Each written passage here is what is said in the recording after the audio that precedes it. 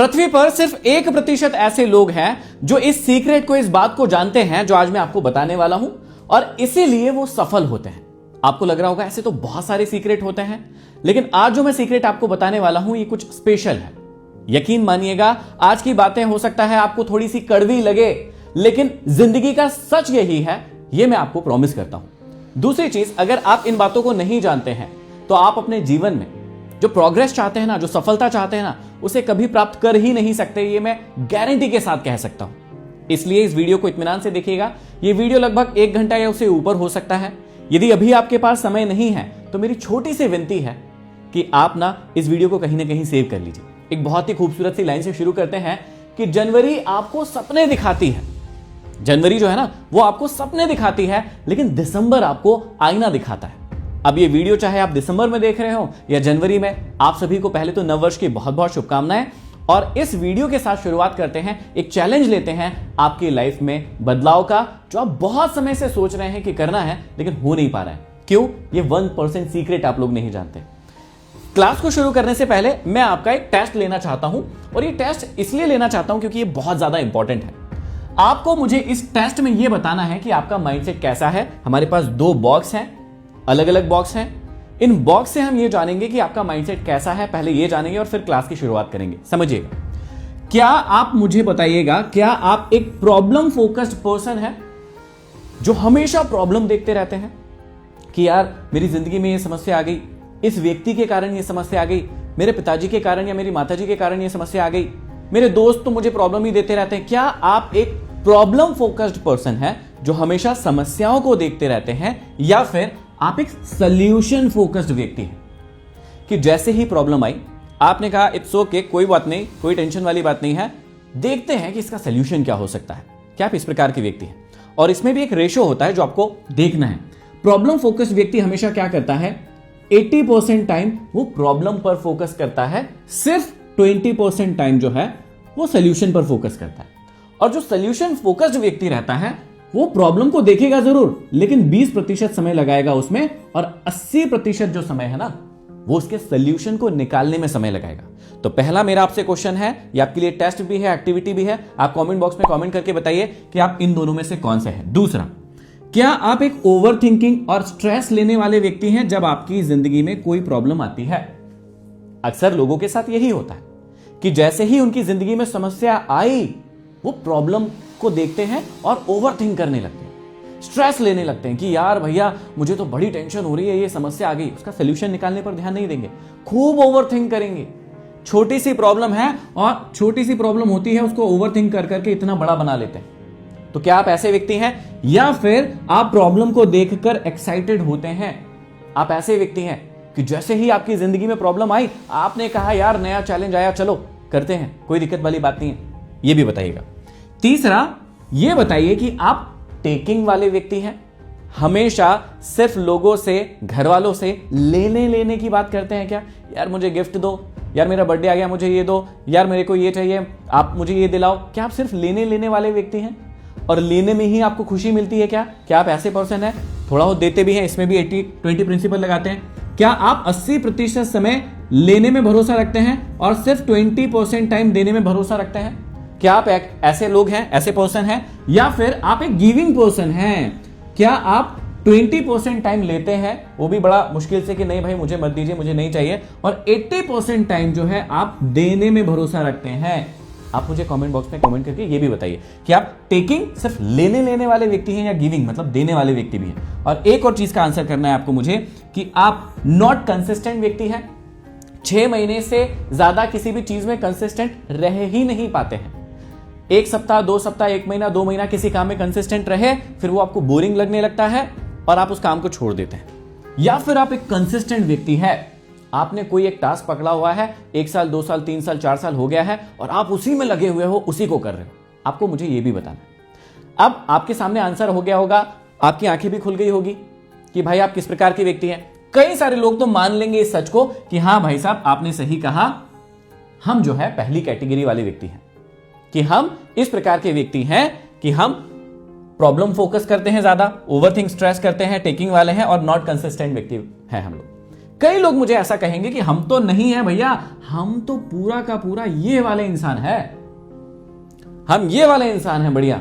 तो अब आ जाती है एक सच्चाई बताने की बात, क्योंकि मैंने आपको पहले ही कहा है कि ये वीडियो आपकी आंखें खोलेगा। हो सकता है ये कड़वा सच हो, लेकिन आपको यदि आपने कड़वा घूंट पी लिया ना, आपकी जिंदगी में एक बड़ा बदलाव आने वाला है। देखिए, यदि आप इस कैटेगरी में होते ना, तो आपको ये वीडियो देखने की जरूरत ही नहीं पड़ती। आप एक सफल इंसान होते हैं, अपनी जिंदगी में किसी बड़े मुकाम पर होते हैं, क्योंकि ये एट्रीब्यूट्स जो है ना, ये क्वालिटीज जो है ना, एक सफल व्यक्ति की है। और यदि आपने 6 महीने से 10 साल तक किसी काम पे ऑलरेडी फोकस किया होता ना, आपको ये वीडियो देखने की जरूरत ही नहीं पड़ती। वाकई में मैं ट्रुथ कह रहा हूं। तो आपको इस कड़वे सच को मानना पड़ेगा कि आप, हो सकता है इसमें से 1-2 क्वालिटी आपके अंदर हो, लेकिन मोस्टली टाइम आप इस वाले माइंडसेट में बिलोंग कर रहे हैं, इसलिए आपके जीवन में इतनी प्रॉब्लम जा रही है और इसी वजह से आप इस वीडियो को देखने के लिए यहां आए। अब आपको समझ में आ गया होगा इन प्रॉब्लम्स को हमको सॉल्व करना है कैसे होगी। 1% सीक्रेट क्या है जो हर सफल व्यक्ति अपनी जिंदगी में अप्लाई करता है। 3 चीजें हैं, 3 शब्द हैं, उनको गहराई से समझना है और उनके बारे में जानना है कि वो आपकी लाइफ को कैसे चेंज कर सकते हैं। चलिए देखिए, 3 शब्द कौन कौन से हैं। पहला शब्द है पेन। जितने भी सफल लोग होते ना, जितने भी बड़े लोग होते ना, वो पेन शब्द को बहुत गहराई से, बहुत अच्छे से समझते हैं और इसीलिए वो अपनी जिंदगी में इतने सफल होते हैं। दूसरा शब्द है ईगो। ये ईगो क्या है, आपकी लाइफ को कैसे खराब कर रहा है, आपको पता भी नहीं चलता है, आपके अंदर ईगो आ जाता है और किस प्रकार के ईगो होते हैं ये आपको पता नहीं होते हैं। तीसरा शब्द है हमारे पास रिस्पॉन्सिबिलिटी, और ये तो कमाल का शब्द है। आप लोग बार बार कहते हैं ना कि मेरे अंदर मोटिवेशन नहीं आ रहा है, मैं थोड़े दिन करता हूं लेकिन मुझे मोटिवेशन फील नहीं होता, फिर मैं बंद कर देता हूं किसी काम को। यदि ये 3 शब्दों को आप गहराई से समझ गए, इस पूरी क्लास को देख लिया, तो बहुत सारे सच आपके सामने आने वाले हैं और बहुत सारी चीजें आपको अपने अंदर नजर भी आने वाली है कि यार ये कमियां थी, ओके मुझे सिर्फ इतना ही शॉर्ट आउट करना है, उसके बाद मैं लाइन पे आ जाऊंगा, या नए साल में मैं कुछ तो अच्छा करके दिखाऊंगा। तो पहले शब्द से शुरुआत करते हैं और उसके हर एस्पेक्ट्स को जानेंगे, सीखेंगे, समझेंगे। लाइफ में क्या होता है ना, आप बार बार पेन को प्रॉब्लम समझते हैं, जबकि पेन प्रॉब्लम होता नहीं है। इस बात को आपको गहराई से समझना पड़ेगा। पेन पावर होता है, ये आपको समझना पड़ेगा। पेन प्रोग्रेस होता है, ये आपको समझना पड़ेगा। आप क्या बोलते हैं, पेन प्रॉब्लम है। पेन कभी भी प्रॉब्लम नहीं होता है। दूसरी चीज, पेन कभी भी परमानेंट नहीं होता है, ये आपको समझना पड़ेगा। और पेन पावर होता है आपकी जिंदगी में, ये बात आपको समझना पड़ेगा। होता क्या है, छोटी सी कठिनाई आई आपके जीवन में, आप भाग जाते हैं, जबकि कठिनाई यदि आई है आपके जीवन में तो वो आपको मजबूत बनाती है। ये बात आपको समझ में ही नहीं आती। आगे समझेंगे पेन कितने प्रकार के होते हैं, कौन सा पेन झेलना है, कौन सा नहीं झेलना है, सब समझेंगे। चुनौतियां आपके जीवन में आती है तो वो आपको समझदार बनाती है। पीड़ाएं आती है, तकलीफ आती है तो वो आपके जीवन में आपको शक्तिशाली बनाती है। अब होता यह है कि आप बार बार पेन से भागते हैं, पेन को प्रॉब्लम समझते हैं, और इसी कारण होता क्या है कि आपके जीवन में आप कभी भी सफलता हासिल नहीं करते हैं। क्यों नहीं कर पा रहे हैं और इस टॉपिक को पढ़ना जरूरी क्यों है, समझिएगा। उद्देश्य क्या है, पेन से भागने वाले लोग हमेशा भागते रहते हैं, प्रॉब्लम का सलूशन नहीं ढूंढते हैं और वहीं के वहीं अपना जीवन गुजार देते हैं, जबकि पेन का सामना करने वाले लोग सफल होते हैं। और क्यों होते हैं, उसी सीक्रेट को जानना है, इसलिए इन टॉपिक्स को सीखना जरूरी है। अब हम पेन से भागते क्यों हैं, आपको इस बात को समझने के लिए एक छोटी सी कहानी सुनाता हूं। बड़ी मजेदार कहानी है। एक बार की बात है, एक बहुत बड़े मंदिर का निर्माण होना था, उसमें मूर्ति लगना था। मूर्ति लगने के लिए एक बहुत बड़े पत्थर की जरूरत थी। कई सारे लोग जंगल गए, वहां से एक पत्थर को उठाकर लाए और उस पर छेनी और हथौड़ा चलाने लगे। जैसे ही छेनी और हथौड़ा चलाया, पत्थर से आवाज आने लगी, अरे मुझे क्यों मार रहे हो, क्यों पीट रहे हो, मैं अच्छा भला जंगल में पड़ा था, मुझे क्यों तकलीफ दे रहे हो, क्या कारण है भाई, मैं जैसा हूं मुझे वैसे ही रहने दो, मुझे परेशान मत करो। अब ये सुनकर लोगों ने कहा ठीक है भैया, इसको परेशान नहीं करते हैं, साइड में रख दिया। वहीं पर जंगल में गए, एक दूसरा पत्थर लेकर आए, और पत्थर लेकर आए, बहुत ही बड़ा पत्थर था, शानदार पत्थर था। उस पे करीबन 1 साल खूब छेनी चलाई, खूब हथौड़ी चलाई, और उस पत्थर से एक मूर्ति बनी सुंदर सी। जब वो मूर्ति बनकर रेडी हो गई तो उस मूर्ति की स्थापना हुई मंदिर के अंदर, और हजारों लोग आए और पूजा हुई, और कई समय तक उस मूर्ति की पूजा चलती रही। सारे लोग खूब गुणगान करते, बहुत अप्रिशिएट करते उस मूर्ति को कि क्या मूर्ति बनी है, वाह, और उसकी पूजा पाठ होती। लेकिन जो पहले वाला पत्थर था, जिसने दर्द नहीं सहा था, जिसने तकलीफ नहीं सही थी, वो वहीं पड़ा रहा और लोगों ने उस पर नारियल फोड़ना शुरू कर दिया। तो इस कहानी से आपको क्या शिक्षा मिलती है कि जब कोई चीज दर्द सहती है, जब कोई चीज दर्द सहती है तो वो महान बनती है, वो आगे जाती है। कहानी है, लेकिन कहानी की सीख बड़ी इंपॉर्टेंट है। और यदि आप दर्द नहीं सहेंगे तो आपके ऊपर भी नारियल फोड़े जाएंगे या अभी फूट रहे होंगे। यदि आपके जीवन में अभी नारियल आपके ऊपर फूट रहे हैं, मतलब दर्द तकलीफ अब आपको वैसे वाला हो रहा है, तो समझ लीजिए कि आपने पहले दर्द नहीं सहा है। वो कुछ समय का दर्द यदि आप सह लेते तो आप आगे बढ़ जाते। अब आप दर्द सहना क्यों नहीं चाहते हैं, उसके साइंटिफिक रीजन या हर चीज को, हर पहलू को समझते हैं। एक्चुअल में गलती आपकी नहीं है, ये सर्वाइवल इंस्टिंक्ट होता है। हम दर्द क्यों नहीं सहते हैं? एक्चुअल में हमारे पूर्वज जो थे उनके समय में दर्द का क्या मतलब होता था? मौत या खतरा। कि जैसे ही आपको पेन हुआ है, किसी भी प्रकार का पेन हो, हम जानेंगे कितने प्रकार के पेन होते हैं, कोई भी दर्द यदि आपको हुआ है ना, तो इसका मतलब होता है कि भैया आपकी मृत्यु हो जाएगी या फिर खतरा आ जाएगा। जैसे मान लीजिए जब आदि मानवों ने आग की खोज की थी, जब पहली बार किसी को चटका लगा होगा तो सोचिए कितना पेन हुआ होगा, कितना दर्द हुआ होगा। अब आज तो आपको पता है कि भाई छोटे से चटके से आपकी मृत्यु नहीं होगी, लेकिन पुराने समय में पूर्वजों को तो ये नहीं पता था ना। जैसे ही उनके सामने कोई जंगली जानवर या कोई नया जानवर आ जाता था तो वो घबरा जाते थे, वो डर जाते थे। उनका जो सर्वाइवल इंस्टिंक्ट है वो उन्हें भागने के लिए मजबूर करता था कि इस चीज से भागो, इस दर्द से भागो। क्यों? कहीं हम मर ना जाएं। और ऐसा कई बार हुआ भी कि कोई शेर आया, किसी को उठा के ले गया, किसी ने देख लिया कि भाई ये जानवर ने तो किसी को उठा ले गया। अब उस समय तो नहीं नाम रखा होगा ना कि शेर है, लेकिन सर्वाइवल इंस्टिंक्ट ने हमारे दिमाग को, पूर्वजों के दिमाग को क्या चीज मानने के लिए रेडी कर दिया कि ये खतरनाक होती है। लेकिन आज का सच कुछ अलग है। पुराना सॉफ्टवेयर अभी भी है, सॉफ्टवेयर तो वही है, लेकिन चीजें बदल गई हैं। अब यदि किसी व्यक्ति की गर्लफ्रेंड उसे छोड़कर चली जाए, उसे जो दुख तकलीफ हो रही है, क्या उससे मर जाएगा? नहीं ना, उसे नहीं मरेगा। वो चाहेगा तो मर सकता है, लेकिन वैसे तो नहीं मरेगा। या आपको छोटी सी चोट लग गई तो क्या आप उससे मर जाएंगे? नहीं, उसका भैया इलाज आज सफल है। तो जो सॉफ्टवेयर है वो बहुत पुराना है, वो दर्द को जैसे ही देखता है उससे भागता है। इसलिए तो आपके जीवन में छोटी सी समस्या आती है, प्रॉब्लम आती है, तो यही सर्वाइवल इंस्टिंक्ट आपको क्या करता है? उस दर्द से भगाता है कि भाई भाग, काम मत कर, तू तो मर जाएगा। जबकि ऐसा है नहीं। आगे क्या होता है ये भी समझिए। हमारे जो ब्रेन की केमिस्ट्री है वो ऐसे ही है। उसको क्या पसंद है?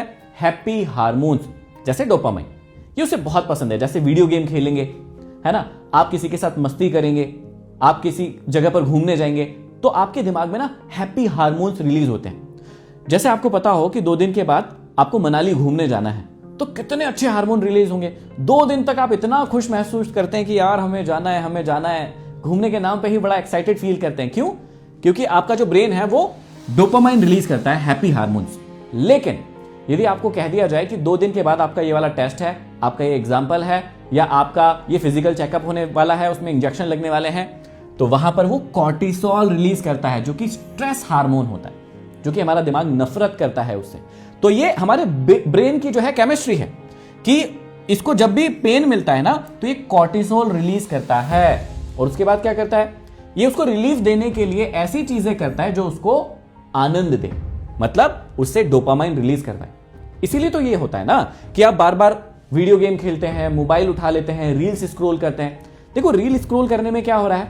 आपके दिमाग को कोई काम नहीं करना पड़ रहा है और वहां पर बहुत सारा छोटा छोटा एंटरटेनमेंट आ रहा है। उससे क्या होता है? आपका दिमाग वहां पर क्या रिलीज करता है? डोपामाइन रिलीज करता है, हैप्पी हार्मोन्स, और आप अपने आप को खुश महसूस करते हैं। इसलिए आपको उसकी लत लग रही है। जबकि ये लत कितनी खराब है या कितनी खराब होगी आपके लिए, ये आपको समझ में नहीं आ रहा है। तो ये है एक और जो कारण है। हमारा दिमाग क्या करता है? हमेशा एनर्जी कंजर्वेशन में लगा रहता है। उसको क्या चाहिए भैया? अपने दिमाग की एनर्जी जो है वो बची रहे, उसको खर्च नहीं करवाना है। जबकि होता क्या है, जब भी आपके दिमाग पर पेन आएगा, मेंटल एनर्जी खर्च होगी, तो उसमें बहुत सारी ताकत लगती है। जब आप कोई मैथ्स को सॉल्व करते हैं, कोई रीजनिंग को सॉल्व करते हैं, कोई पजल को सॉल्व करते हैं, तो आपका दिमाग में ना पेन आता है, एक अलग प्रकार का स्ट्रेस, एंजाइटी आती है। वो छोटे समय के लिए, थोड़े समय के लिए बहुत अच्छी होती है।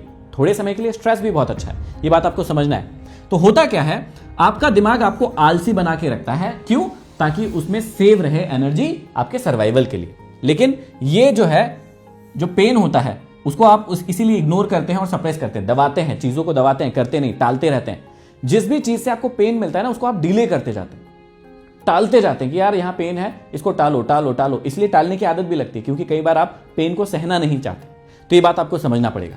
एक और चीज है, फियर ऑफ अननोन हमारे दिमाग को हमेशा से रहा है।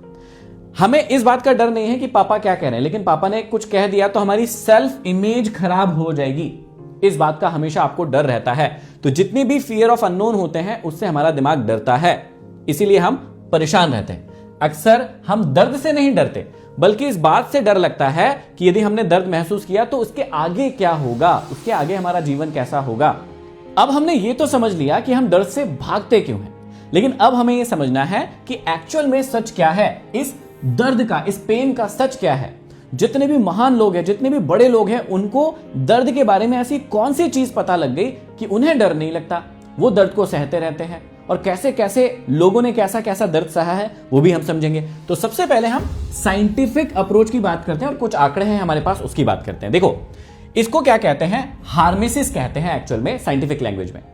जब भी हम जिम जाते हैं ना तो हमारी मसल ब्रेक होती है, और जब ब्रेक होती है तो आपने देखा होगा, जितने भी बच्चे जिम गए होंगे और एक्सरसाइज की होगी या आप ग्राउंड पर रनिंग के लिए गए होंगे, तो उसके बाद आपकी बॉडी में बहुत ज्यादा पेन होता है। क्या होता है, मसल, ये टिश्यू जो है वो टूटते हैं। जब आप उसको अच्छी डाइट देते हो तो वो ग्रोथ करते हैं, लेकिन शुरू में ये नियम किसी को पता नहीं होता है, बहुत कम बच्चों को पता होता है। तो हमारा शरीर जो है जब भी ब्रेक होता है वो थोड़ा तनाव महसूस करता है, उसमें पेन होता है, मांसपेशियां टूटती है।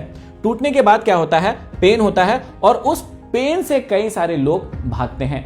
जबकि यदि उसी पेन को आप बार बार सहते रहे, रोज रोज जिम जाने लगे, तो ये न्यूरल पाथवेज बना लेगा और वो आपकी बॉडी को इंप्रूव करने में काम आएगा। जब व्यक्ति जिम जाता है तो शुरू के 7-8 दिन बहुत टफ होते हैं, मतलब बहुत ज्यादा टफ होते हैं। वही वो दिन होते हैं जब वो जिम छोड़ेगा या करेगा। उसको ट्रुथ नहीं पता कि भाई यही पेन जो है वो आपके शरीर को इंप्रूव कराने के लिए हो रहा है। जब डॉक्टर छोटे बच्चे को इंजेक्शन लगाता है तो वो कितना रोता है, लेकिन उस बच्चे को उस समय ये नहीं पता ना कि ये जो इंजेक्शन है मेरी भलाई के लिए मुझे दिया जा रहा है। तो साइंटिफिक अप्रोच से यदि जाने तो ये जो है आपके लिए दुख वाली बात नहीं है, ये आपको सहना है, इसको सहन करना सीखना है। ये ही सीक्रेट है। जितने भी महान लोग हुए हैं, बड़े लोग हुए हैं, जिन लोगों ने भी सफलताएं, अति सफलताएं प्राप्त की है, आपको क्या लगता है बिना पेन के मजे मजे में ये सफलताएं प्राप्त हो गई? बिल्कुल भी नहीं। इन बड़े और इन महान लोगों ने इस दर्द को सहने का साइंटिफिक अप्रोच अपनाया है। आंकड़े देखो, 80% से ज्यादा उद्यमी जो होते हैं, मतलब बिजनेसमैन जो होते हैं, वो अपने जीवन में एक न एक बार असफल जरूर हुए हैं, असफलता का सामना जरूर किया है। इसके बाद जितने भी 90% से ज्यादा ओलंपिक एथलीट जो होते हैं वो कहते हैं, वो क्या कहते हैं कि उनकी सबसे बड़ी सीख उनकी चोट और हारों की वजह से मिली है। सोचो, इतने बड़े 90% से ज्यादा एथलीट ये कह रहे हैं कि हमको जो अपने जीवन की सबसे बड़ी सीख मिली है ना, वो हमारी जो चोट लगी है हमें, या जो हम हारे हैं उसकी वजह से मिली है, और उसी की वजह से हमने कमबैक किया है। Scientific approach. लॉजिकली देखेंगे तो भी आपको पता होगा कि जब भी आप सोने का, लोहे का, चांदी का कोई भी आभूषण बनाते हैं तो वो तो रहता है एक डला या ईंट या पत्थर जैसा रहता है। जब उसे आभूषण बनाता है उसे कितना ठोका जाता है, कितना मारा जाता है, कितना गर्म किया जाता है। क्या आपने देखा है कभी आभूषण बनते हुए? नहीं देखा है तो जरूर देखिएगा। जब भी लोहे से कोई चीज बनाई जाती है तो कितना गर्म किया जाता है उसे, हाईएस्ट जो डिग्री टेम्परेचर होता है वहां पर ले जाकर उसे गर्म किया जाता है, फिर उसको आकार दिया जाता है, आकृति दी जाती है। तो लॉजिकली भी आप समझिए कि किसी भी धातु से यदि आपको कोई आभूषण बनाना है, कोई चीज बनाना है, तो भाई उसे गर्म किया जाता है, ठोका पीटा जाता है, उसी के बाद वो तैयार होता है। अब यदि आप हमारे वेदों की बात करेंगे तो कठोपनिषद में भी, योग सूत्र में भी ये बात कही गई है कि दर्द को सहन करने से आत्मबल और तेज बढ़ता है। आपको क्या लगता है जो हमारे ऋषि मुनि थे, महान लोग थे, वो ऐसे ही कोई काम कर गए या इतने बड़े बड़े ग्रंथ लिख गए या इतनी महान बातें कह गए?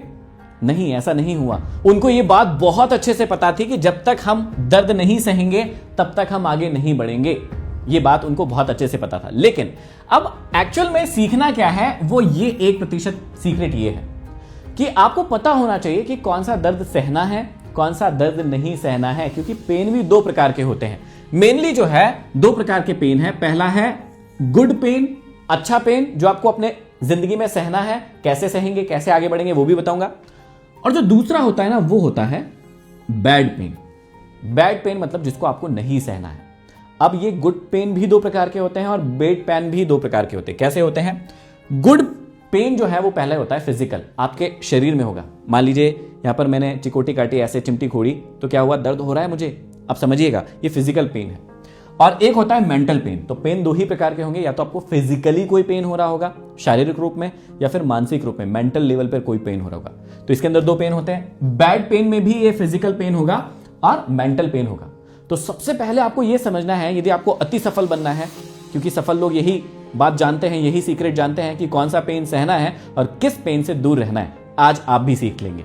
तो सबसे पहले हम जानते हैं कि गुड पेन में, फिजिकल पेन में आपको किस किस प्रकार के पेन सहना है। समझिएगा, जब भी आप जिम जाते हैं, एक्सरसाइज करते हैं, अपने शरीर के लिए कुछ भी करते हैं, तो आपके शरीर में पेन होगा किसी भी प्रकार का। आपको हाथ, आपने बाइसेप लगाया तो आपके हाथ में दर्द होगा, चेस्ट लगाया तो चेस्ट में दर्द होगा, लेग्स लगाया तो लेग्स में दर्द होगा। लेकिन क्या ये दर्द बुरा दर्द है? बिल्कुल भी नहीं, क्योंकि आप अपने शरीर को बनाने के लिए इस पेन को सह रहे हैं। 90% से ज्यादा लड़के या लड़कियां जिम जाते हैं और शुरू के 7 से 15 दिनों में जिम को छोड़ देते हैं और फीस भी भर देते हैं, और उस फीस को वापस लेने भी नहीं जाते हैं। क्यों?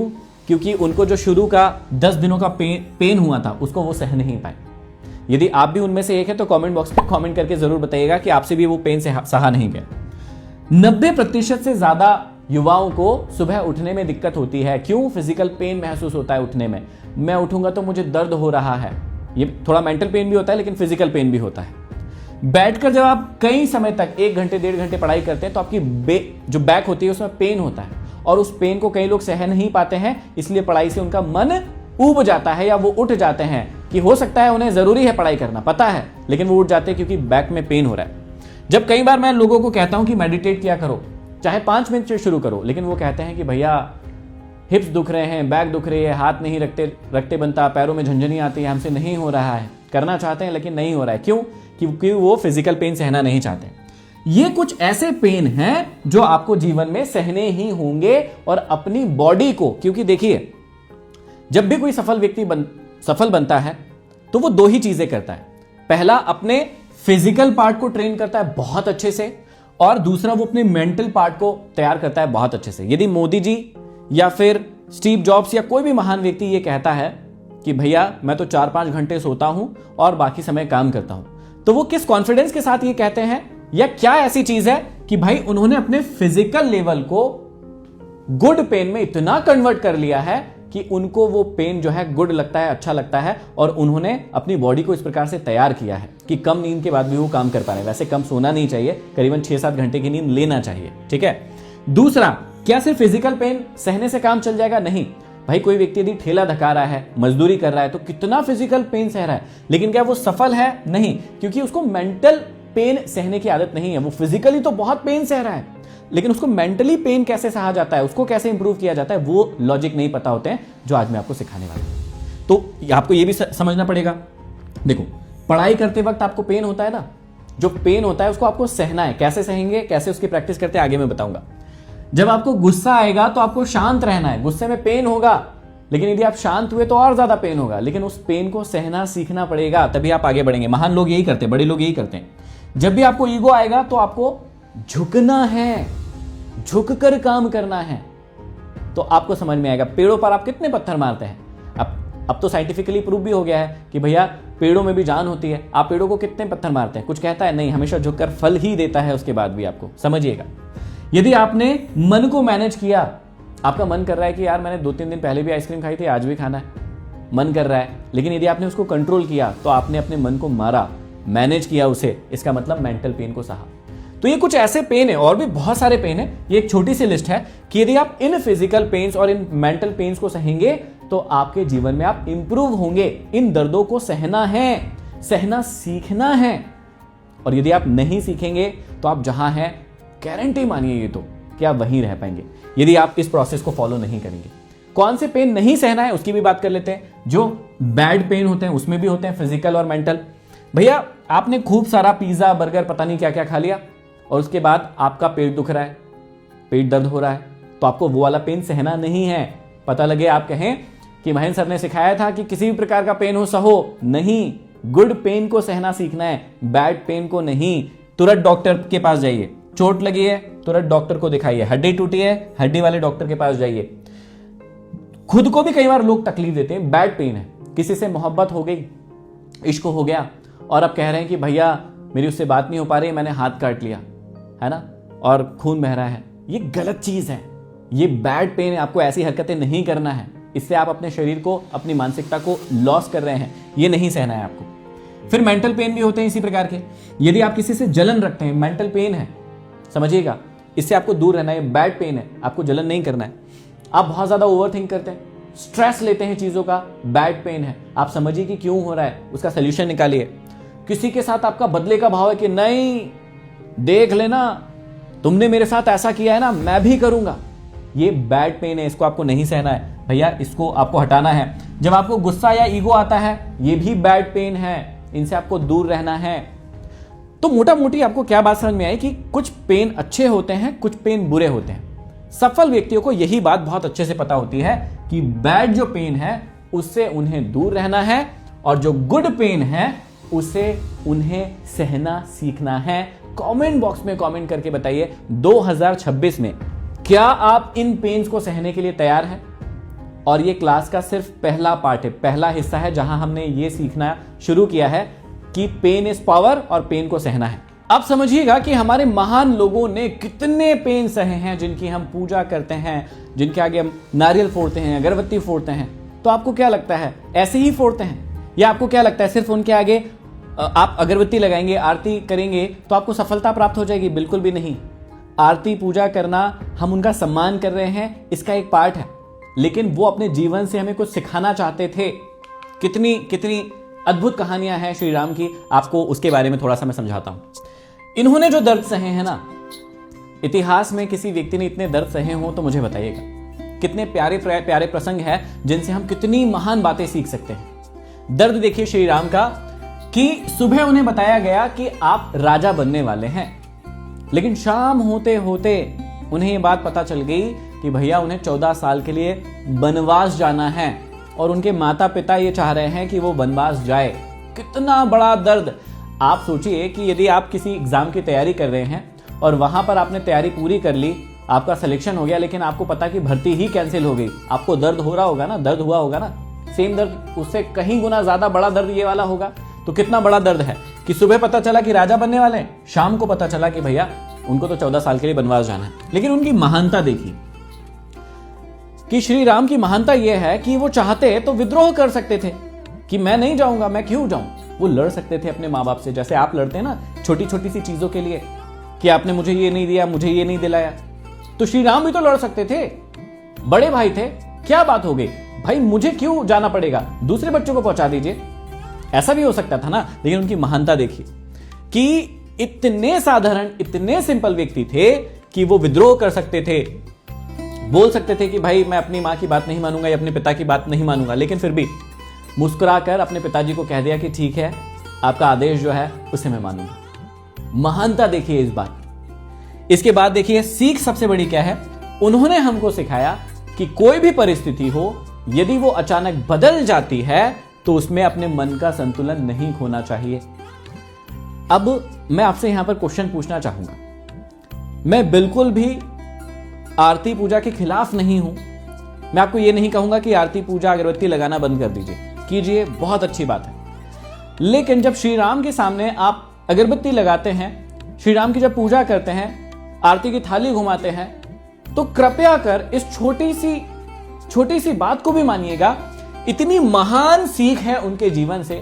जब आप आरती घुमाते हैं, अगरबत्ती लगाते हैं, तो यह भी कहा कीजिए कि श्री राम, आपके जीवन से एक बहुत बड़ी सीख मिली है, यह भी मैं अपने जीवन में उतारूंगा और प्रैक्टिकली इसे करके दिखाऊंगा। इतनी बात भी तो कीजिए कभी। हिंदुस्तान की प्रॉब्लम यही है कि बस आरती पूजा के समय सारी चीजें सोच लेते हैं और सोचते हैं कि सिर्फ इसी से हमें जीवन में सफलता मिल जाएगी। कृपया करके इस बात को यदि आप अपने दिमाग से निकालेंगे, तब आपको समझ में आएगा कि वो महान इसलिए बने, वो इतने पूजे इसलिए जाते हैं क्योंकि उन्होंने इतने दर्द सहा। और ये सिर्फ एक किस्सा नहीं है, अगला किस्सा देखिए, अगला दर्द देखिए कि जैसे ही वो वन में गए, कुछ दिन रुके और उसके बाद उनके पिता की मृत्यु की न्यूज जो है, जो खबर है, उनके पास आ गई। अब सोचकर देखिए कि जिस पिता माता ने उन्हें वहां भेजा था, उनकी मृत्यु हो चुकी है, लेकिन क्योंकि पिता से वादा किया था कि जब तक 14 साल पूरे नहीं हो जाएंगे मैं घर नहीं आऊंगा, पिता की मृत्यु हो चुकी है, घर नहीं जा रहे हैं। क्यों नहीं जा पाए? क्योंकि उन्होंने पिता से वादा किया था। यहां पे मानसिक द्वंद्व देखिए उनका कि उन्हें पता चला कि उनके पिता की मृत्यु हो गई, लेकिन उसके बाद भी वो घर नहीं जा पा रहे हैं। महानता क्या है उनकी? उन्होंने इस व्यक्तिगत दुख के कारण अपने वचन को नहीं तोड़ा। व्यक्तिगत दुख था, पिता ने ही कहा था कि भाई आपको जाना है, लेकिन पिता की बात का सम्मान किया, क्योंकि उन्होंने कहा था कि मैं 14 साल वापस नहीं आऊंगा, वनवास के बाद ही आऊंगा। क्या लेवल का दर्द होगा आप सोच भी सकते हैं। और यदि छोटी सी तकलीफ आपके जीवन में आती है तो आप तो हाहाकार मचा देते हैं, अपने माता पिता को परेशान कर देते हैं या खुद परेशान हो जाते हैं। इस दर्द का लेवल देखिए, ये वाला किस्सा देखिए कितना कितना दर्द भरा होगा कि वन में गए थे, है ना, अपना काम कर रहे थे, और उसके बाद उनको पता चलता है कि उनकी जो पत्नी है उनका अपहरण हो गया। पत्नी को ले गए थे कि भाई चलो ठीक है, 14 साल साथ में रहेंगे, अच्छे से रहेंगे, मैं आपको अच्छे से रखूंगा, लेकिन वहीं उनको पता चल गया कि उनकी पत्नी का अपहरण हो गया है। अब सोच कर देखिए और उनकी महानता देखिए कि एक शक्तिशाली राजकुमार होने के बावजूद एक साधारण मनुष्य की तरह वो रोए, लेकिन टूटे नहीं, उन्होंने हार नहीं मानी, डटकर लड़े और बाद में एक सेना भी बनाई और उससे अपनी पत्नी को वापस लेकर आए। लेकिन सोचकर देखिए, दर्द देखिए कि कोई व्यक्ति इतना दर्द सहा कि राजा बनने वाला था, जंगल जाना पड़ा, वहां गए, पिता की मृत्यु हो गई, जंगल गए, लेकिन सोचकर देखिए कि उनकी पत्नी को ही वहां से रावण लेकर चला गया। अब सोचकर देखिए दर्द, पेन का लेवल देखिए। लेकिन आपको यदि दर्द सहने की बारी आती है तो आप कह देते हैं मैं क्यों सहूं, मुझे सफल बनना है, लेकिन दर्द नहीं सहना है, ये दर्द तो कोई और सहेगा, ऐसा नहीं होता भाई साहब, ये बात आपको समझना पड़ेगा। अगला दर्द देखिए कि जब लक्ष्मण जी को वाण लगा था और वो मूर्छित हो गए थे तो कितना बड़ा दर्द होगा कि चलो भाई पत्नी भी चली गई, उसको लेने के लिए सारे प्रयासरत हैं, हम सब लोग मिलकर उसके लिए काम कर रहे हैं, लेकिन जब युद्ध हुआ तो जो भाई है वो मृत्यु लगभग हो गई थी, ऐसा ही लग रहा था, क्योंकि यदि जड़ी बूटी नहीं आती तो मृत्यु निश्चित थी। तो सोचकर देखिए कि किस लेवल का दर्द होगा कि युद्ध के दौरान लक्ष्मण जी को शक्तिबाण चला और वहां पर वो मूर्छित हो गए, लेकिन महानता देखिए उनकी कि उस चरम दुख में भी उन्होंने युद्ध का नियम नहीं छोड़ा, इस बात को याद रखिएगा, और धर्म के रास्ते पर चलकर विजय प्राप्त की। उन्होंने कोई नियम नहीं तोड़ा, जो नियम था उसी अकॉर्डिंग युद्ध किया और विजय प्राप्त की। इसके बाद आगे का दुख तो और बड़ा है, सीता जी का त्याग ही करना पड़ा, क्योंकि जब वापस आए तो लोगों ने भला बुरा कहना शुरू कर दिया कि इतने समय रावण के पास थी और लंका में रही थी, तो सोचो क्या क्या हुआ होगा, पता नहीं किस किस प्रकार की बातें करना शुरू कर दी। तो एक मनुष्य का दर्द देखिए, श्री राम के अंदर कितना दर्द सहने की क्षमता होगी उसे देखिए। तो सिर्फ इस बात के कारण कि भाई मेरी प्रजा सुख में रहे, मेरी प्रजा खुश रहे, इस बात के कारण उन्हें सीता जी का त्याग करना पड़ा, उन्हें छोड़ना पड़ा। महानता देखिए, उन्होंने अपनी व्यक्तिगत खुशी को दूर रखा, है ना, उसकी बलि चढ़ा दी ताकि समाज में राजा के प्रति विश्वास बना रहे। आप सोचकर देखिए कि आप इस दर्द का 1% भी अपने जीवन में सह सकते हैं क्या? क्या आप नियमों के लिए इतना कर सकते हैं क्या? वही बात समझाने की कोशिश कर रहा हूं कि यदि करते हम तो यहां नहीं होते, हम कहीं और होते। और इस 2026 में हमें यह करना है, इस दर्द को सहने का, हर एक जो अच्छे दर्द है उन्हें सहने के लिए प्रैक्टिस करना है। यह दर्द भी कम था, इससे बड़ा दर्द देखिए, अपने ही बच्चों के साथ में युद्ध भूमि में उनको भैया आमने सामने आना पड़ा। यहां तक तो ठीक था, लेकिन उसके बाद देखिए कि उनके बच्चों के साथ उन्हें लड़ाई करना पड़ रहा है। कई बार ऐसा होता है कि घर में लड़ाई हो जाती है माँ बाप के बीच में, लेकिन यहां तो एक किस्सा ही अलग था कि उन्हें अपने पुत्रों के साथ, लव और कुश के साथ लड़ाई करनी पड़ी। और लड़ाई के बाद आप सभी को पता है सीता जी ने जो है धरती में समा गई थी सीता जी। तो सोचकर देखिए कि हम अपने महान लोगों से कितना कुछ सीख सकते हैं। फिर से वही बात कह रहा हूं कि आरती पूजा करना बहुत अच्छी बात है, अगरबत्ती लगाना बहुत अच्छी बात है, आप उनका सम्मान कर रहे हैं, रिस्पेक्ट कर रहे हैं, लेकिन रिस्पेक्ट करने के साथ साथ आपको इस बात को भी तो समझना पड़ेगा कि ये जो दर्द सहे हैं इसलिए वो महान है, या इसलिए वो पूजे जाते हैं, या इसीलिए हमारे प्रभु हैं, या हम उनकी पूजा करते हैं। क्या सिर्फ पूजा करने से हम सफल हो जाएंगे? ये बात आपको लॉजिकली सोचने की जरूरत है। वो कभी भी अपनी पूजा नहीं करवाना चाहते थे, ये तो हम उनके सम्मान में करते हैं। वो ये चाहते होंगे शायद कि हम इन बातों का पालन करें, इसलिए शायद उन्होंने ये किया होगा, लेकिन हम इन बातों को भूल जाते हैं, हम इन बातों को कभी सुनते ही नहीं है, सोचने समझने की कोशिश नहीं करते। आप समझिएगा, आपके जीवन में जब भी पेन आएंगे, गुड वाले, बैड वाले नहीं, गुड वाले पेन आएंगे, तो आपको उसको हैंडल कैसे करना है ये आपको मैं समझाता हूं। देखिए, सबसे पहले आपको आइडेंटिफाई करना है कि वो पेन कौन सा है, गुड पेन है या बैड पेन है। और गुड पेन है तो उसमें से कौन सा है, फिजिकल है या मेंटल है? क्योंकि बैड पेन को आपको नहीं सहना है, उसका तो ट्रीटमेंट करना ही पड़ेगा।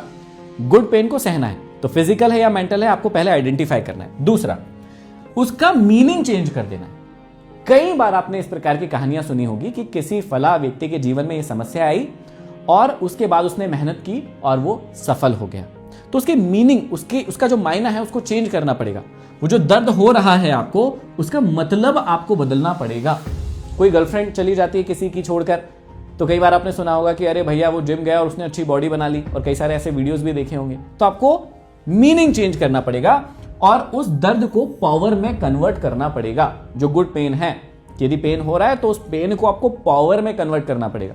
आप सभी को पता होगा कि ए.आर. रहमान के साथ क्या हुआ है, उनकी स्टोरी पता होगी कि उनके पिता की मृत्यु के बाद वो जो पेन था, वो जो दर्द था, उन्होंने सहा, लेकिन उस पेन से वो खत्म नहीं हुए। उन्होंने उस पेन को पावर में बदला और अपने जीवन में अपार सफलताएं हासिल की। तो आपको पहले पेन को आइडेंटिफाई करना है, उसका मीनिंग चेंज करना है और पेन को पावर में कन्वर्ट करना है। अब आपको मैं बताता हूं कि ऐसी कौन सी एक्टिविटी है जो आपका फिजिकल पेन और जो मेंटल पेन है उसको इंप्रूव करने में आपकी मदद करेगा। गुड वाला, बैड वाला नहीं। फिजिकल में आप कुछ भी कीजिए, दिन में कम से कम 30 से 40 मिनट निकालिए। आप जिम चले जाइए, पैसा नहीं है नहीं जा पाते, ग्राउंड चले जाइए, घर में डिप्स लगा लीजिए, कोई भी ऐसी एक्टिविटी कीजिए जिससे आपके शरीर को तकलीफ मिले, गुड वाली तकलीफ मिले, है ना। आप बाइसेप ट्राइसेप की जब एक्सरसाइज लगाते हैं तो भैया बहुत पेन होता है, दर्द होता है, लेकिन जब आप दर्द को सहते हैं तो आप अपने जीवन में आगे बढ़ते हैं। इसके बाद लड़कियां हैं, यदि आप प्लैंक लगा के देखिए, 30 सेकंड का प्लैंक लगाइए, लग रहा है कि नहीं, लग रहा है तो 1 मिनट लेकर जाइए और हर बार ना उस दर्द को पुश कीजिए और पुश कीजिए। कि यदि जैसे हम जिम जाते हैं, अब मान लीजिए मैं 20 किलो की प्लेट उठा ली तो मैं 25 की ट्राई करूंगा, 25 की उठा ली तो 30 की ट्राई करूंगा। हर बार अपने पेन को बढ़ाते रहता हूं, तब जाके वो बॉडी मसल इंप्रूव होता है। तो यदि आप लड़की है तो प्लैंक लगा सकते हैं। लड़के और लड़की दोनों मिलकर मेडिटेशन की प्रैक्टिस कर सकते हैं। ये बहुत ही मजेदार चीज है। इसमें मेंटल पेन भी इंप्रूव होता है, फिजिकल भी, क्योंकि जब बैठते हैं तो आपका मन आपको बैठने नहीं देता है। और उसके बाद क्या होता है, कमर में दर्द होता है, हिप्स में दर्द होता है, पैरों में दर्द होता है। तो यदि आप 5 मिनट बैठने की प्रैक्टिस करेंगे मेडिटेशन के लिए, तो आपको पता चलेगा ओके मैं कर पा रहा हूं या नहीं कर पा रहा हूं। कर पा रहे हैं तो 10 मिनट कीजिए, 10 मिनट कर पा रहे हैं 15 मिनट कीजिए। इससे आपका फिजिकल वाला एक्टिविटी, ये जो फिजिकल एक्टिविटी होगी ना, इससे गुड पेन बढ़ेगा और आपको दर्द को सामना करने के लिए शक्ति मिलेगी। दूसरा, मेंटल पेन को इंप्रूव करने के लिए आपको क्या करना है, 3-4 चीजें जो मैंने अपने लाइफ में की थी, क्योंकि मैं भी 7th में मुझे मैथ्स में सप्लीमेंट्री आ गई थी। 9th में तो मैं मैथ्स में पूरी तरीके से ही फेल हो गया था, लेकिन उसके बाद जब मैंने 9th पढ़ी तो मेरे जीवन में एक बहुत बड़ा बदलाव हुआ। और वो बदलाव क्या था? बदलाव ये था कि मैंने बहुत सारी पजल सॉल्व करना शुरू कर दिया था। उससे क्या हुआ, मेरा मेंटल लेवल, रीजनिंग लेवल बढ़ गया था। इसके बाद मैंने बहुत मैथ सॉल्व किया, बहुत ज्यादा मैथ सॉल्व किया, और मैथ सॉल्व करने से भी मेरा माइंड शार्प बना। और रीजनिंग के क्वेश्चन कि उसके दादा के, पापा के, चाचा के, फूफा आपके क्या लगे, इस प्रकार के कुछ रीजनिंग के क्वेश्चन होते हैं, उन्हें सॉल्व कीजिए। इससे आपका मेंटल पेन जो है ना, वो सहने की क्षमताएं बढ़ेगी।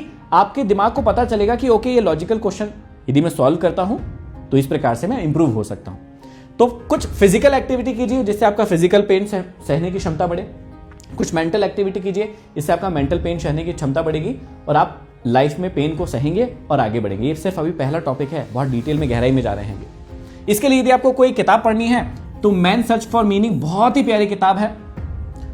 ये बहुत ही शानदार किताब है, मैंने पढ़ी है और मजा आ जाएगा। मतलब इसमें इस व्यक्ति ने किस प्रकार से पेन सहा है और ये बंकरों में रहा है, और कैसे नाजी फारसी में जो हुआ था, हिटलर ने जब कैंप लगाए थे उनके अंदर इसको डाल दिया था, ये मरने ही वाला था, कैसे बाहर निकला। बड़ी ही इंटरेस्टिंग किताब है।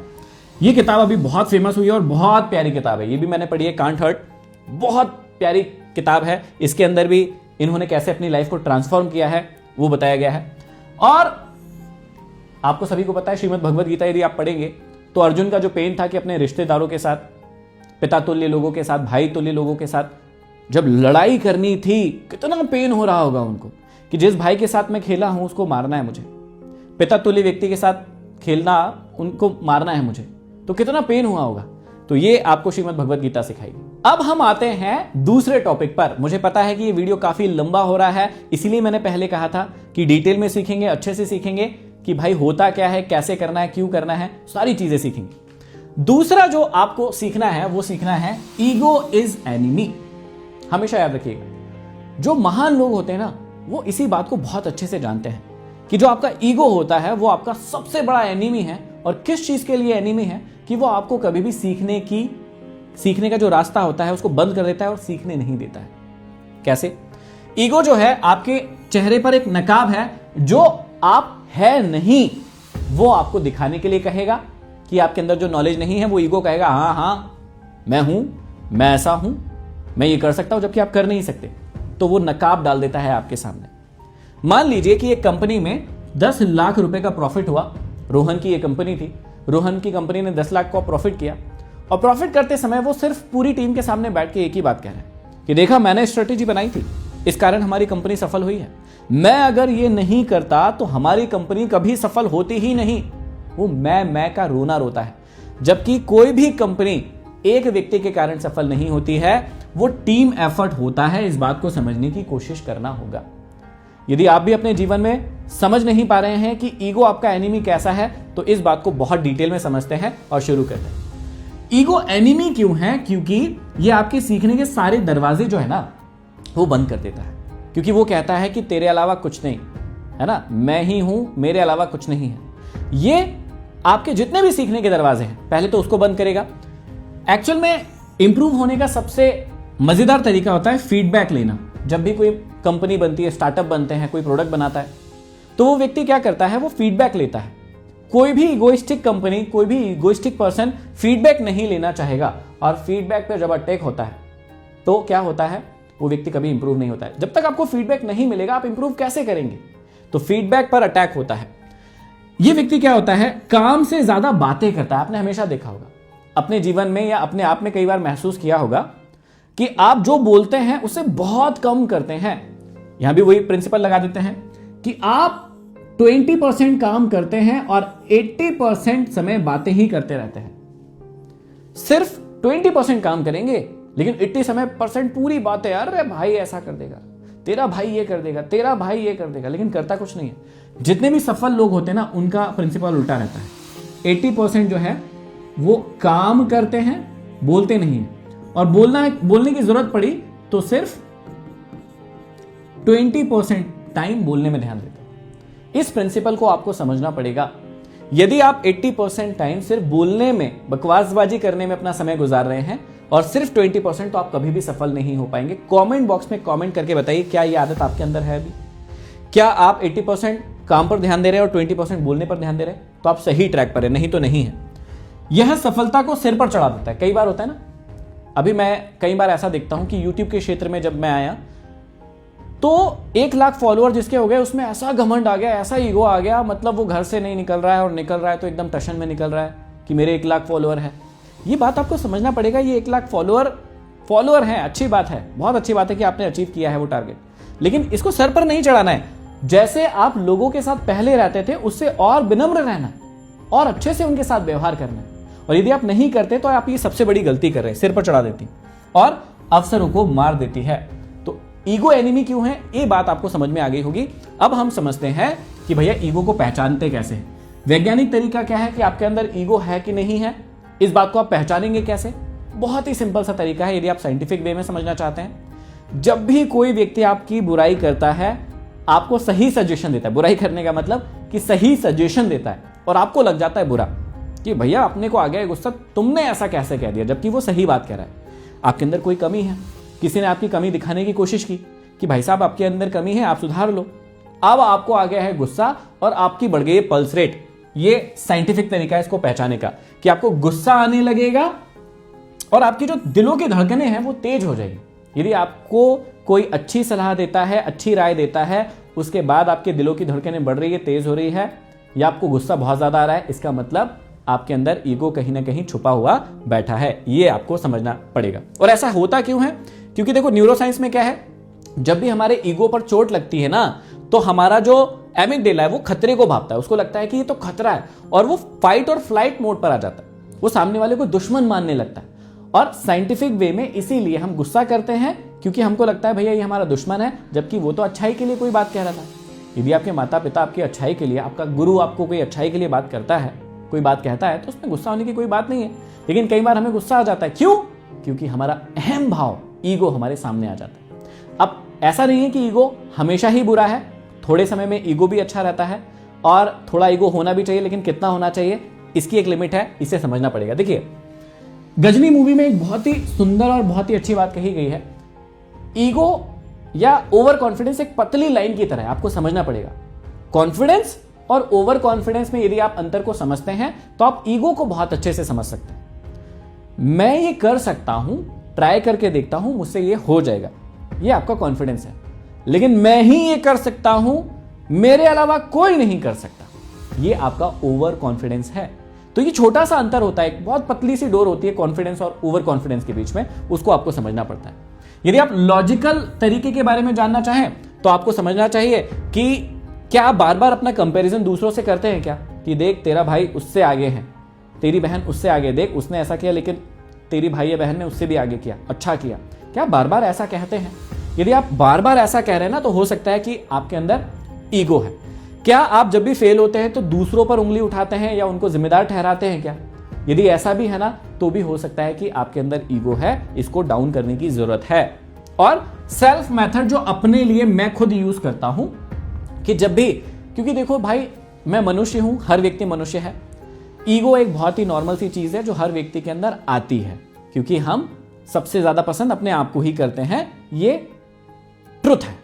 तो ईगो तो कहीं ना कहीं आता है, लेकिन ईगो आते टाइम उसको पहचानना और ईगो को डाउन करना, ये बहुत ज्यादा महत्वपूर्ण है। तो मैं क्या अपनाता हूं, इस टेक्निक को अपनाता हूं कि जब भी मैं बार बार किसी दिन मैं, मेरा, मेरे कारण या मुझसे ऐसी बात मैं ऑब्जर्व करूं कि यार आज मैंने दिन भर में जितने भी लोगों से कहा, मैंने बार बार ये कहा कि मैं, मेरे कारण, मेरा, ऐसा बार बार यदि मैं कहने लगूं, इसका मतलब कहीं ना कहीं अहंकार का या ईगो का भाव मेरे अंदर आ रहा है और मुझे इसको डाउन करना है। ये मैं कॉन्शियसली ध्यान देता हूं, ऑब्जर्व करता हूं।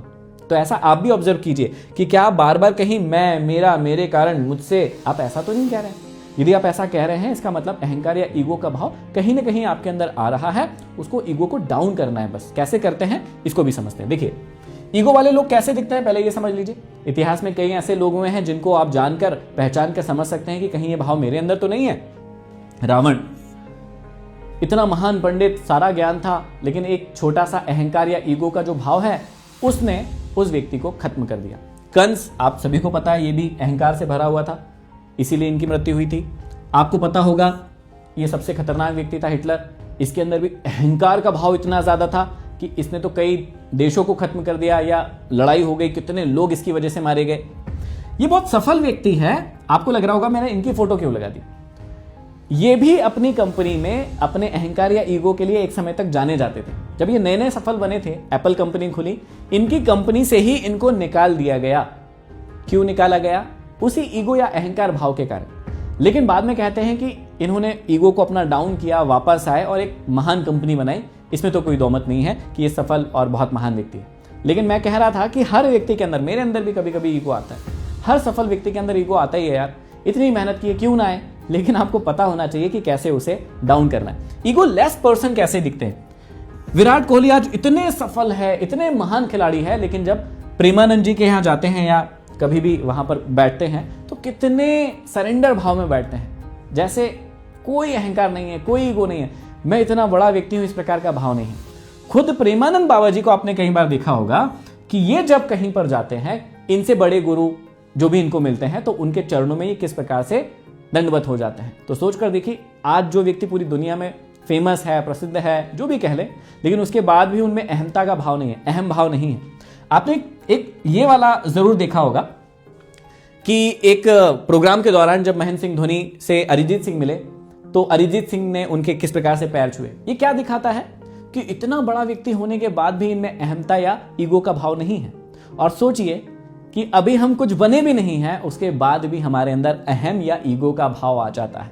तो हर सफल व्यक्ति इस ट्रुथ को बहुत अच्छे से जानता है कि यदि मुझे आगे बढ़ना है, यदि मुझे खूब सफल होना है, दुनिया में नाम कमाना है, पैसा कमाना है, इज्जत कमाना है, तो मुझे ईगो नहीं रखना है। जहां जहां आप ईगो रखेंगे, आप कभी सीख नहीं पाएंगे, आप कभी आगे नहीं बढ़ पाएंगे।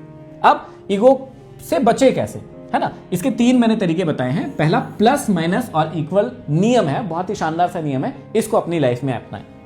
हमेशा अपने जीवन में 2-4 ऐसे लोग जरूर रखें जो आपसे प्लस हो। जहां भी आप हैं आपसे प्लस होना चाहिए वो लोग। ऐसे लोगों को अपने जीवन में हमेशा रखें ताकि आप उनसे सीख सकें। दूसरा माइनस, जहां पर भी आप आज हैं उससे निचले स्तर वालों को लोगों को अपने साथ रखें। क्यों रखें? ताकि आपने जो सीखा है आप इनको सिखा सके। इनसे आपको सीखना है, इनको आपको सिखाना है। और फिर सबसे इंपॉर्टेंट आता है इक्वल लोग, जो आपकी बराबरी के लोग हैं ना, उनको भी आपको अपने साथ रखना है। क्यों रखना है? ताकि ना वो छेड़छाड़ बहुत करते हैं, वो आपको टॉन्ट मारेंगे, ताने मारेंगे, मजे लेंगे आपके, और उस मजे लेने के बाद भी आप आनंदित रहे, खुश रहे, और वो आपकी एक्चुअल में जो सच्चाई है ना वो यही लोग बताते हैं, तो वो आपको बता पाए। इसलिए आपको इक्वल वाले लोगों को भी रखना है। तो इन 3 प्रकार के लोगों को अपने साथ रखें, ईगो से आप बच सकते हैं। दूसरा, हमेशा ना यार स्टूडेंट की तरह रहे। जीवन में कुछ भी हो जाए आपको एक स्टूडेंट के भाव में रहना चाहिए, क्योंकि जब आप एक स्टूडेंट की तरह बिहेव करेंगे, व्यवहार करेंगे, तो आपको हमेशा सीखने को मिलेगा। लेकिन यदि आप सोचेंगे कि मैं बस बोलूं, मैं बस सिखाऊं, तो ऐसा नहीं हो सकता। अभी भी कई बार हमारी टीम या बहुत सारे हमारे जैसे लोग अभी भी कोर्सेज करते हैं, हम भी कोर्सेज करते हैं, हम भी दूसरों से सीखते हैं। आपको सिखाने के लिए भी हमें सीखना पड़ता है। तो ऐसा नहीं है कि मैं सब कुछ जानता हूं, बिल्कुल भी नहीं। हर बार मैं कुछ नई चीजें सीखता हूं और आप लोगों को सिखाता हूं। ठीक, हमेशा कृतज्ञता का भाव प्रैक्टिस जरूर करें। किसी ने आपके लिए कुछ किया है तो बिल्कुल कृतज्ञ रहें, इससे आप ईगो से बच सकते हैं। अब यदि आपको ईगो से बचने का तरीका पता चल गया, यदि मैं कहूं कि 2-4 एक्टिविटी आप जरूर कर सकते हैं ईगो से बचने के लिए, मैं आपको वो बताता हूं। पहली एक्टिविटी है द सेवा चैलेंज। बहुत ही शानदार एक्टिविटी है, और पर्सनली कई बार मैंने भी एक्टिविटी की है, बहुत बार की है। जब भी आप कहीं लंगर में जाते हैं तो आपको एक सेवा मिलती है कि जो भोजन आप प्रसादा लेंगे, उस प्रसादे के बाद आप अपनी थाली खुद धोइए। तो आप यदि ऐसा कर सकते हैं, अपनी थाली खुद धो सकते हैं, बहुत अच्छी बात है। या आप संगत की यदि थाली धो सकते हैं, इससे बड़ा कुछ नहीं हो सकता, इससे बढ़िया टास्क कुछ नहीं हो सकता अपने ईगो को डाउन करने के लिए। आपने कई बार ऐसी कहानियां भी सुनी होगी कि फला कंपनी का मालिक था, लंगर में आया, उसने थाली धोई, या जूते चप्पलों की सेवा ली, या और भी बहुत सारी सेवाएं होती है, प्रसादा परोसने की सेवा होती है, इस प्रकार की सेवा ली। ये नहीं हो पा रहा है आपसे, आप अपने घर की साफ सफाई खुद कर लीजिए, आप अपने रूम की साफ सफाई खुद कर लीजिए। यदि आप ऐसा करते हैं तो भी आप ईगो को डाउन कर सकते हैं। खुद के बर्तन धो सकते हैं, या घर वालों से कह सकते हैं कि एक दिन मैं आप सभी के बर्तन धोऊंगा। आप अपने ईगो को डाउन कर सकते हैं। यदि ऐसा काम करते समय 1 सेकंड भी, अभी मेरे बताते बताते भी, यदि आपके दिमाग में आ रहा है कि अरे भाई मैं कैसे झाड़ू लगाऊं, या मैं सबके बर्तन क्यों धोऊं, इसका मतलब कहीं ना कहीं इस वीडियो को देखते देखते भी आपके अंदर ईगो आ रहा है। इस बात को आपको समझने की जरूरत है, इसी को हमको खत्म करना है। यदि सेकंड एक एक्टिविटी है, बहुत ही बढ़िया एक्टिविटी है, द बिगिनर्स माइंडसेट, जो मैं भी बहुत बार अपनाता हूं। आप क्या करिए, यदि आपको लगता है, जैसे अब मैं मोटिवेशनल स्पीकर हूं, मैं कई जगह सेमिनार लेता हूं, लेकिन यदि मुझे अपने ईगो को डाउन करना है तो मैं क्या कर लेता हूं, कोई ना कोई नई क्लासेस ज्वाइन कर लेता हूं। अभी मैंने रिसेंटली एक एक्टिंग की क्लास ज्वाइन की थी, है ना। आप डांस की कर सकते हैं, एक्टिंग की कर सकते हैं, है ना, गिटार की कर सकते हैं, ये भी मैंने किया है, स्विमिंग मुझे आती है, ये भी मैंने किया है। तो नई एक्टिविटी सीखने से क्या होता है ना, आपके दिमाग को एक जोर पड़ता है, झटका पड़ता है, क्योंकि आप तो अपने आप को महान महसूस कर रहे थे कि आपको तो सब कुछ आता है। लेकिन जब आप कोई नई क्लास ज्वाइन करते हैं, कोई नया सब्जेक्ट पढ़ते हैं, तो आपको समझ में आता है कि यार ये सब्जेक्ट तो मुझे आता ही नहीं, इन बच्चों को आता है, इस गुरु को आता है, मुझे तो ये आता ही नहीं है। तो वहां पर यदि आप स्टूडेंट बनकर लर्न करते हैं तो आपका ईगो डाउन होता है, हमेशा याद रखिएगा। इसके बाद एक नो आई गेम चैलेंज रख सकते हैं 2-3 दिनों के लिए, कि 2-3 दिनों में या 1 दिन में आप दिन भर में कभी भी आई नहीं कहेंगे, मैं, मेरा, मेरे कारण, ऐसा नहीं कहेंगे। आप क्या कहेंगे, आपके वजह से, आपके कारण, आपने किया है, आप ऐसे बातें करेंगे। इससे भी आपका ईगो डाउन होगा। अब जानते हैं हम कुछ किताबों के बारे में जो आपके ईगो को डाउन करने में मदद कर सकती है। ईगो इज एनिमी बहुत अच्छी किताब है, मैंने पढ़ी हुई है। इसमें ईगो के बारे में और अच्छे से बताया गया, आप पढ़ सकते हैं। माइंडसेट नाम की किताब है, बहुत अच्छी है, आप पढ़ सकते हैं। और ये तो ऑल टाइम फेवरेट है, इसमें तो ईगो के बारे में बहुत अच्छे से बताया गया कि कैसे महान बड़े बड़े लोगों को भी ईगो आता है और कैसे उसको डाउन किया जाता है, बताया गया है। अब हम आते हैं तीसरे टॉपिक पर, जो बहुत ज्यादा इंपॉर्टेंट है। आई नो बहुत ज्यादा टाइम हो गया होगा, लेकिन यदि आप इस वीडियो को अभी तक भी देख रहे हैं तो यकीन मानिए आपने आज बहुत कुछ सीखा है। कमेंट बॉक्स में कमेंट करके बताइए कि सीखा है कि नहीं सीखा है। अब हमें तीसरा और सबसे इंपॉर्टेंट लेसन सीखना है, रिस्पॉन्सिबिलिटी इज मोटिवेशन। कई लोगों का एक सवाल होता है कि भाई साहब मैं किसी काम को करना तो शुरू कर देता हूं, लेकिन थोड़े दिन होने के बाद ही मैं उस काम को छोड़ देता हूं। 7 दिन किया, छोड़ दिया, महीने भर किया, छोड़ दिया। ऐसा क्यों हो रहा है पता है आपके साथ? क्योंकि आपने अपने जीवन में कोई रिस्पॉन्सिबिलिटी नहीं ली है। क्योंकि असल में रिस्पॉन्सिबिलिटी ले लेते हैं तो वही मोटिवेशन बन जाता है। यह बात आपको समझना पड़ेगा।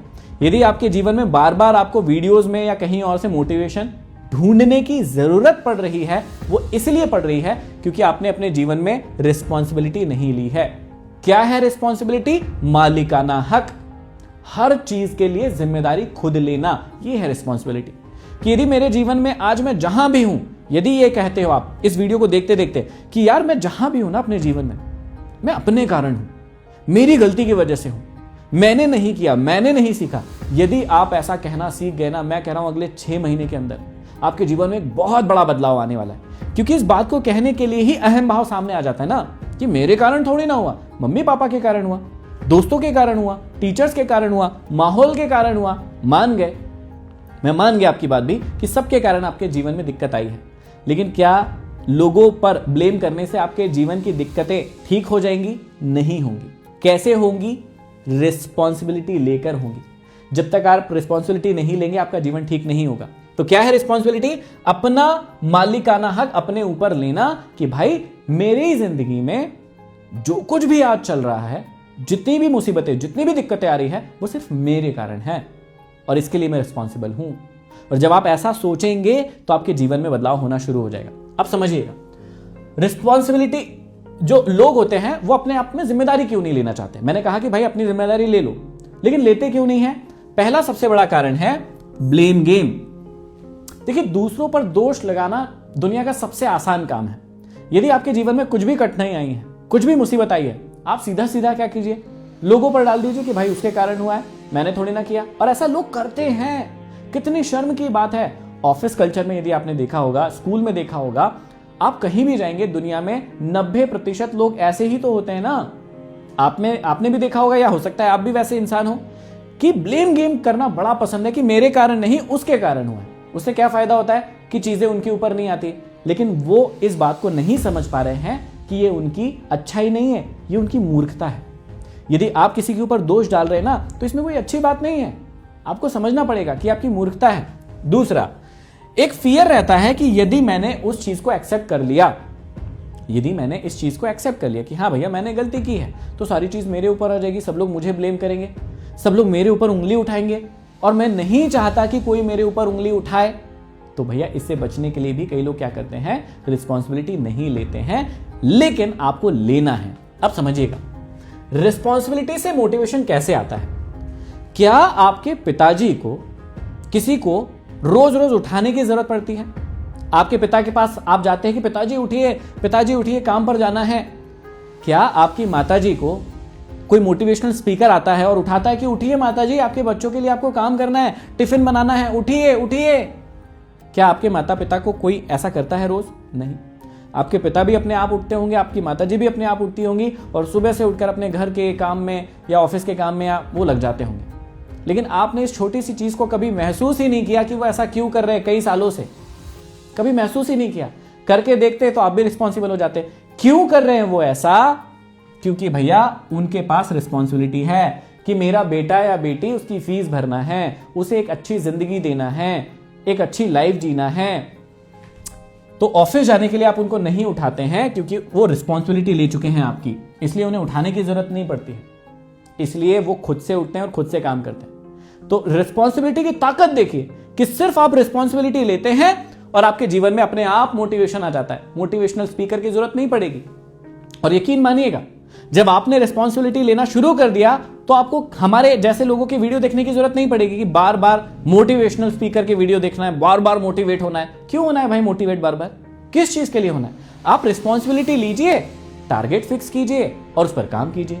जब आप काम करना शुरू कर देंगे तो मोटिवेशन अपने आप आता है, किसी को मोटिवेशन देने की जरूरत नहीं पड़ती है। इस बात का यकीन मानिएगा। बात समझ में आ रही है? अब जानना यह है कि हमारे एग्जाम्पल क्या क्या है, कितने महान एग्जाम्पल है हमारे पास कि लोगों ने कैसे रिस्पॉन्सिबिलिटी ली। सबसे बढ़िया एग्जाम्पल मुझे लगता है हनुमान जी का, सबसे बढ़िया एग्जाम्पल। देखिए क्या रिस्पॉन्सिबिलिटी ली, परिणाम लाने की जिम्मेदारी।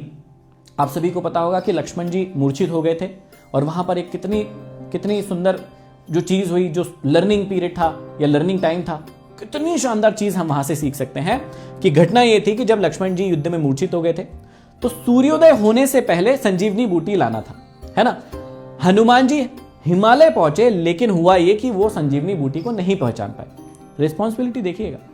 अब हो सकता था कि यार जब संजीवनी बूटी लाने के लिए कहा हो तो और भी लोग थे, हनुमान जी कहते भाई मैं क्यों जाऊं, कोई और को भेज दीजिए। ऐसे ही होता है ना, कई बार आपके जीवन में भी ऐसा ही हुआ होगा ना कि आपने किसी काम की कोई टास्क आपको मिला होगा और आपने मन ही मन सोचा होगा कि यार मैं नहीं करूंगा वो करेगा, मैं नहीं करूंगा वो करेगा।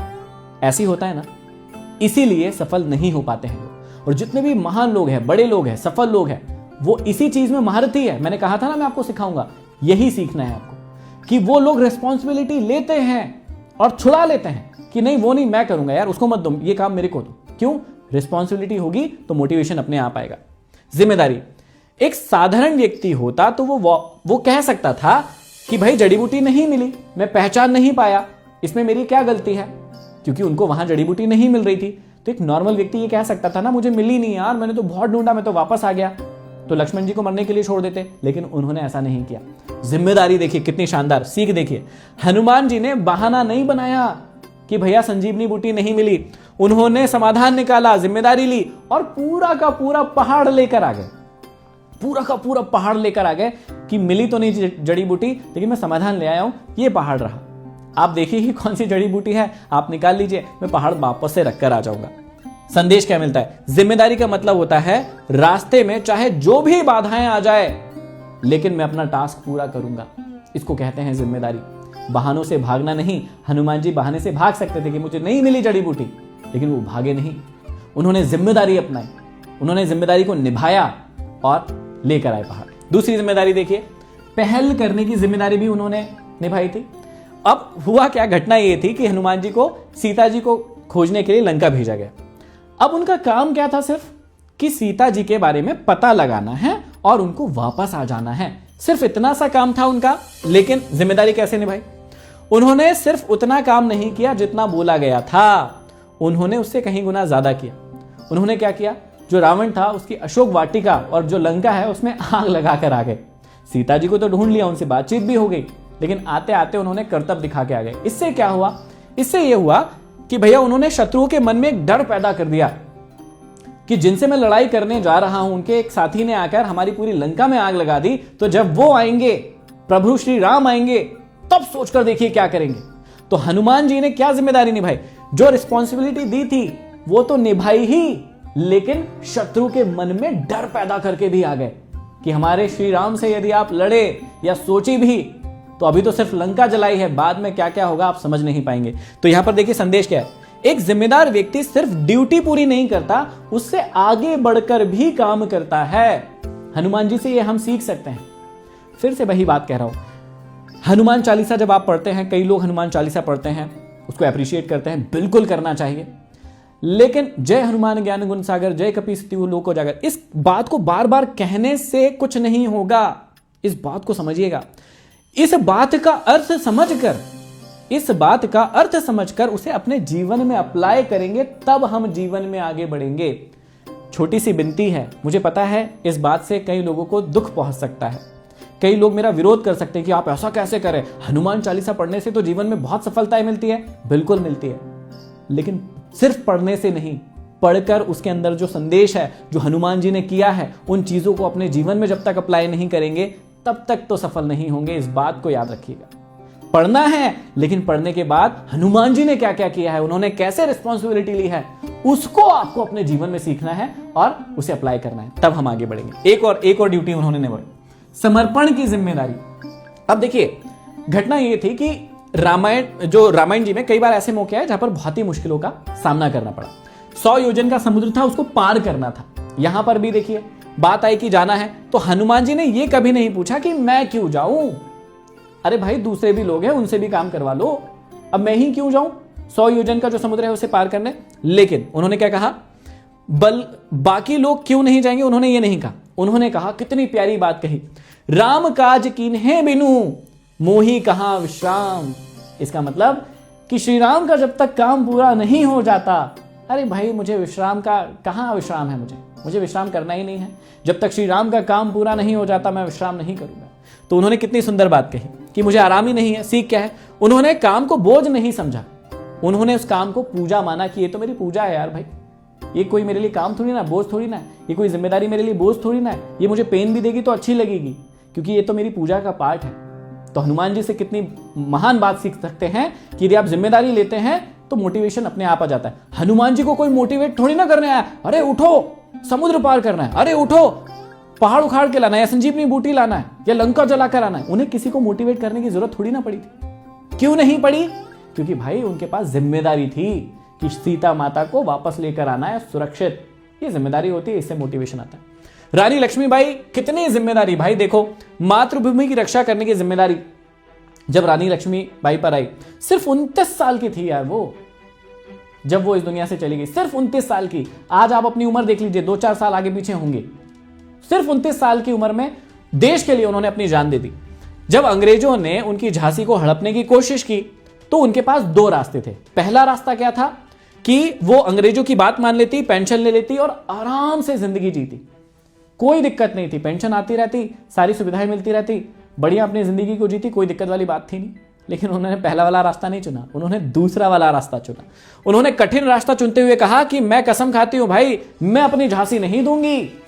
आप सोच कर देखिए कि झांसी की रानी लक्ष्मीबाई सिर्फ 29 साल की उम्र, यदि वो रिस्पॉन्सिबिलिटी नहीं लेती तो मोटिवेशन नहीं आता। रिस्पॉन्सिबिलिटी ली, मोटिवेशन आया।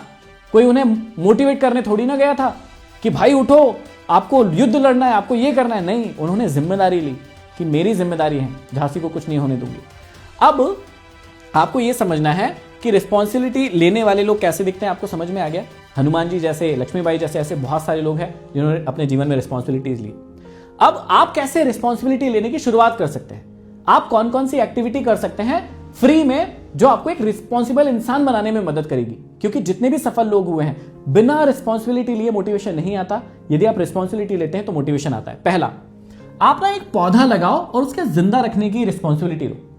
मैंने भी पौधे लगाए हैं और मेरे घर पर भी पौधे लगे हुए हैं और मैंने खेतों में भी पौधे लगाए हैं और उसकी रिस्पॉन्सिबिलिटी लेके रखी। आम के पौधे लगाए हैं, जाम के पौधे लगाए हैं।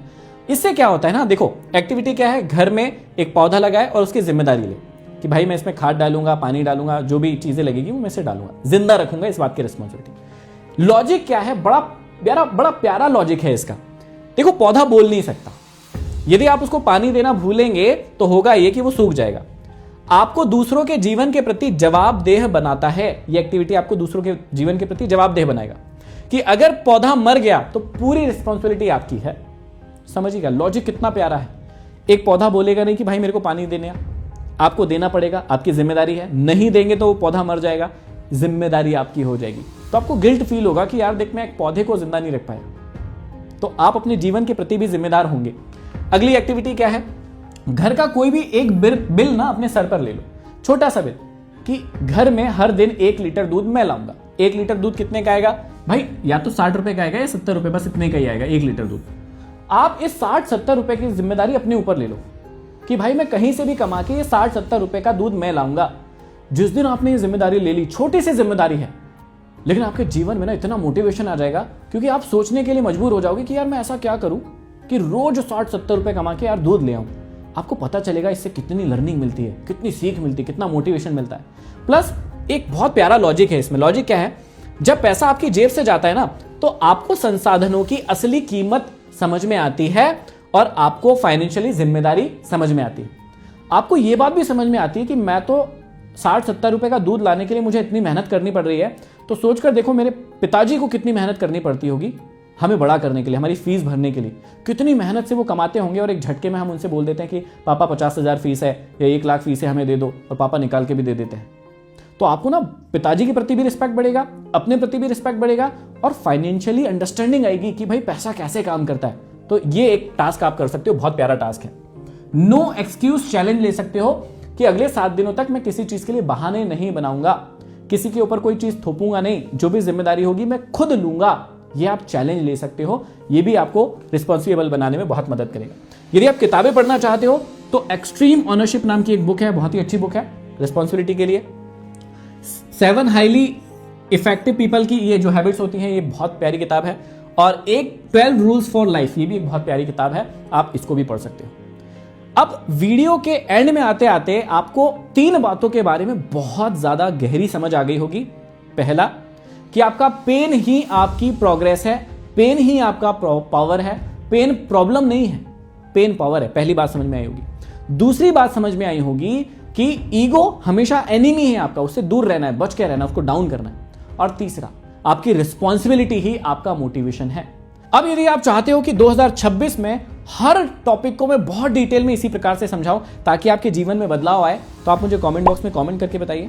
और एक जरूरी काम जरूर कीजिए, क्योंकि हम आपके लिए नई चीज लेके आ रहे हैं, नया कुछ लॉन्च करने वाले हैं जहां आपको बहुत सारे फ्री कोर्सेज मिलेंगे।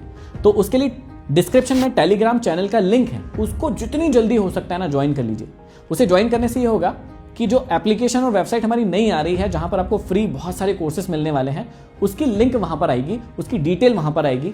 हम मेडिटेशन करने वाले हैं, हम फाइनेंशियली बहुत सारे टॉपिक सीखने वाले हैं, मैं आपको गाइड करूंगा, फ्री में मदद करूंगा आपकी आगे बढ़ने में। मेंटली हम लोग बहुत सारी चीजें सीखने वाले हैं और इमोशनली बहुत सारी चीजें सीखने वाले हैं। बहुत मजा आने वाला है। तो डिस्क्रिप्शन में एक टेलीग्राम चैनल का लिंक है, आप उसे ज्वाइन कर लीजिए। ये वीडियो कैसा लगा मुझे कमेंट बॉक्स में कमेंट करके जरूर बताइए। चैनल पर नए हैं, सब्सक्राइब नहीं किया है, कर लीजिए, क्योंकि जिंदगी को बदल देने वाले वीडियोस की सीरीज अब शुरू हो चुकी है। ऐसे ही कमाल के वीडियोस अब आते रहेंगे। अगले वीडियो में फिर मिलते हैं, तब तक के लिए आप सभी का बहुत बहुत धन्यवाद।